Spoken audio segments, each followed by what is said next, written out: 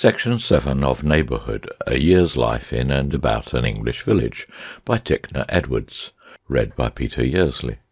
March, Part 2. 2.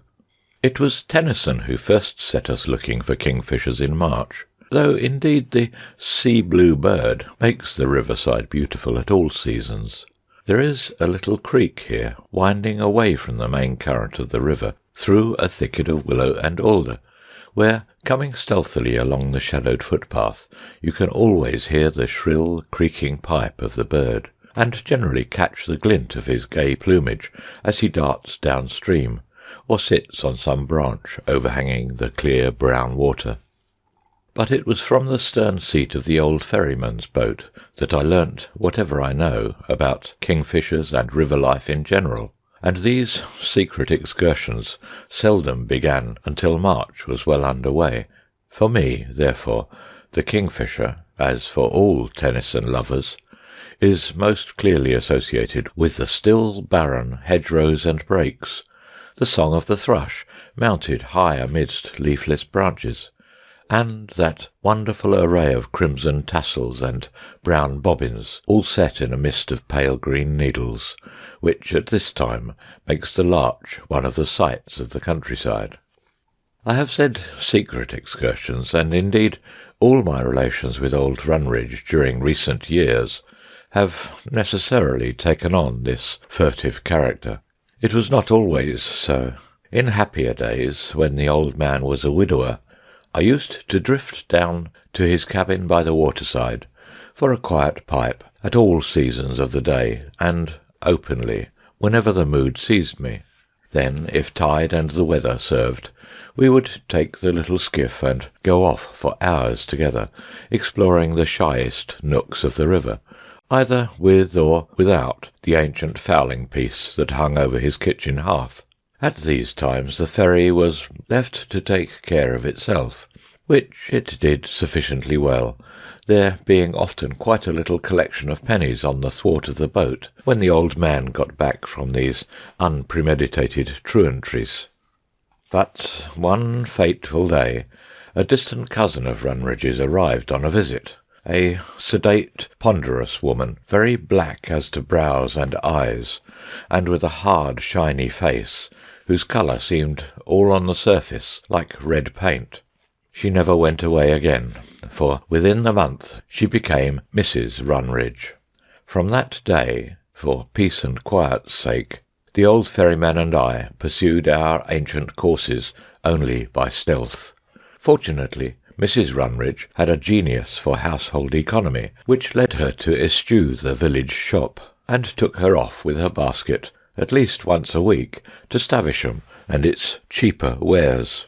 This was always our opportunity, and regularly on the town market days, when Mrs. Runridge and her basket had been safely stowed into the carrier's cart, and it had turned the distant bend of the lane, the little green wherry set forth over the shining tide, with its self-congratulatory crew, bent on visiting the Harns, or looking for reed warblers' nests, or anything else that might fit the occasion.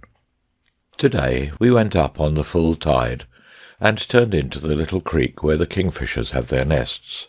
It has been one of those dead-still, cloudless days that so often come in mid-March, just before the gales of the equinox. A halcyon day, in very truth.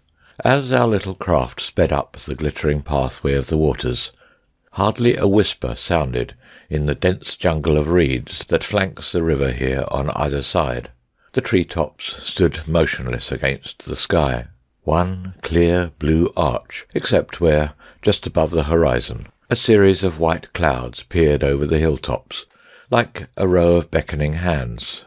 The willows on the banks were full of yellow blossom, in which the bees crowded.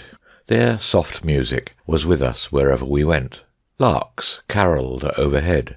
Thrushes, blackbirds, hedge-sparrows sang in every bush. There was a great cawing and dawing from the rookeries, where the black companies had returned for the season, and were busy furbishing up their nests.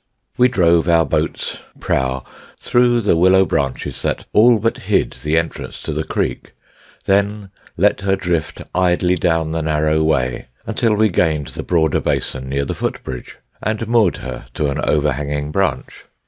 Keeping quiet and still in our corner, we had only a few minutes to wait. The familiar high-pitched cry rang out from the sunny breadth of the river, and then, into the cool grey light, came what looked like a flying spark of emerald fire. The bird pitched on a wand of sallow that drooped nearly to the water, just opposite our retreat. Here he sat a while, carelessly preening his magnificent feathers. Below him the water lay glassy still and clear, reflecting his tawny breast, and the rich chequerwork of gold blossom and blue sky overhead.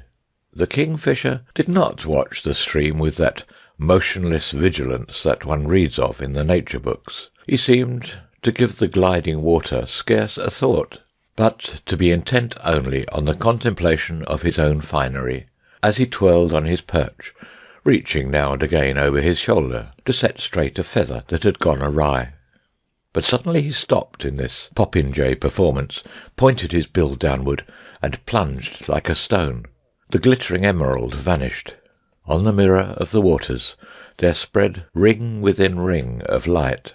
What seemed like whole minutes passed in waiting and silence, and then all the brilliant green and blue and amber burst into view again, as the bird came up in a scatter of diamonds, and lanced straight back to his perch. Now we could see he held a minnow, a little writhing atom of silver, crosswise in his beak. He struck it to and fro on the hard wood until he had killed it. Then, at a single gulp, it was down his throttle. Again the kingfisher sat preening his gorgeous plumage with the same dilettante touch and light carelessness, as though the shining treasury of the waters below concerned him not a jot. 3. I often wonder how it is that the old saying about March and its leonine or lamb-like incomings and outgoings should have kept so sturdily its place in popular credence. Looking through a pile of old notebooks ranging back over a couple of decades or so, I find that in the majority of years March has both begun and ended in the lamb-like character. The lion appears only in the role of an interloper, a go-between, for almost invariably there has been a period of chilly, riotous weather sometime after the middle of the month. So it has come about this season. Yesterday was a day without a flaw, and as the sun began at last to mellow and decline, dragging a net of shining golden haze behind it over the western hills, I gave up a day-long, though still unfinished task, and went to sit a while on the churchyard wall. The north-west wall is the last rampart of Windlecombe. It is made of flint with an oval red brick coping of generous breadth. There is none in the parish, as far as I know, but can be comfortable upon it. Sitting thereon, side-saddle-wise, you have a view, on the one hand, of the grey stones and evergreenery of the churchyard, and on the other your glance can wander unchecked straight down the combe to the river, then forward over the brook country to the far-off Stavisham woods. As yet the light had abated scarce a jot of its dynamic brilliance. Shadows were long, and the white house-fronts had taken on a leaven of rosy sweetness, but in the most retiring nooks it was still broad day. I turned my back on the serene prospect of level plain, where here and there the sunlight picked out a glittering coil of river, and set myself to the contemplation of a remarkable fellowship near at hand. Close by the wall stood an almond tree, its wide-spreading branches covered to the tips with pink blossom, and behind it glowered and gloomed a venerable yew. The one tree, as it were, reached out glad, welcoming arms to the spring, squandering its all to make 1 hour of joyous festival at the return of the prodigal light. The other turned but a niggardly side-eye on all the inflowing radiance of the season. It seemed to be trying to do its least and worst to discount the extravagant jubilation of its neighbour. For very shame it could not wholly resist the call of the sunshine. Grudgingly it put forth, at the tip of each sombre green frond, a sparse sprig of lighter green, and because the almond tree threw down its pent blossom in largesse of rosy litter upon the grass below, this dour-natured vegetable, turning its necessities to virtuous account, now shed the dead brown buds of the foregoing year, sending this rubbish fluttering to earth with the same hesitant sidelong action with which the almond petals fell, as though in a mockery of imitation. As I sat on the wall with my back to the declining sun, humouring this and many similar far-fetched vain conceits as the best antidote I knew against the day's long overstrain of fancy, high overhead in the church tower hard by, the bell began its quiet summons for evensong. Through gaps in the thicket of ilex and laurel I saw first the tall, gaunt figure of the Reverend go by on the Lytton path, with his vast confident stride, the pallid thread paper of a curate flickering at his heels. After them came Miss Sweet, the rich and lonely spinster, up at the great house, mincing along under a puce sunshade, with an extended handful of ivory books. Then Mrs. Coles from the farm, as ever, hot and out of breath. Finally, at a respectful interval carefully calculated, 3 or 4 of the village women dribbled through and disappeared into the north porch after the rest. The usual weekly congregation being now complete, the bell stopped. The harmonium gave out one low sonorous note, which on weekdays was the beginning and end of its share in the service. For the next 20 minutes no other sound drifted over to me but the clucking and whistling of the starlings on the chancel roof. And then, having become again immersed in the affair of the yew and almond trees, both now alike steeped by the setting sun in the same rose-red dye, I was startled by a hand on my arm. The Reverend stood at my side, ruddy-faced, red-bearded, the very blackness of his clothes changed mysteriously to the like glowing hue. His kind eyes looked straight into mine, just as if he could see them. "A fine evening, isn't it?" he said. "Just one rich flood of crimson, without form. Only a great light spreading up the sky from where the sun has disappeared. Spreading up and gradually paling and changing, until there is nothing but pure blue, with one silver peg of a star sticking in it. Is it not so?" "Why, no, it is not quite that," said I, considering. "The star is there, sure enough, and the great red light, but the red does not merge into blue. It melts gradually into a wondrous luminous metallic green, with the star, almost white, swimming in the midst of it. Far overhead the sky is blue enough, and up there more stars are blinking out every moment. But the green, if you could only see its—" "Snow," interrupted the old vicar placidly. "What?" "Snow. Wind first, a gale perhaps, and then the snow. You will see. What says the almond tree here?" "It says," I contended, "but one word, spring, abounding new life and growth, sunshine kindling stronger and stronger every day, the winter gone and already half forgotten. With every pink bloom it promises nightingales, and white flannels and straw hats, and—" "Ah, and you never will grow up now. You're too old. The almond blossom? It lies in my memory, always side by side with the snowdrop and the Christmas rose. Snowflowers, all 3. Wait a little and be convinced. But now look, and tell me which way the chimney smoke is blowing." "Blowing? There is not a breath of—" There was more than a breath down there in the fairway of the coombe, although here we could feel nothing of it. Under the deep red dusk I could make out the smoke plumes from the village chimneys, all driving off at a sharp right angle to the south. Even as I looked, there came a sudden flaw of wind overhead that set the yew boughs rocking, and its voice was the old remembered voice, the north wind again. Somewhere in its black tangled depths the yew tree creaked derisively. The Reverend put his arm through mine. "But it is mercifully late," he said, as we turned homeward together. "Hartlet need not fear for his lambs now, nor I for mine.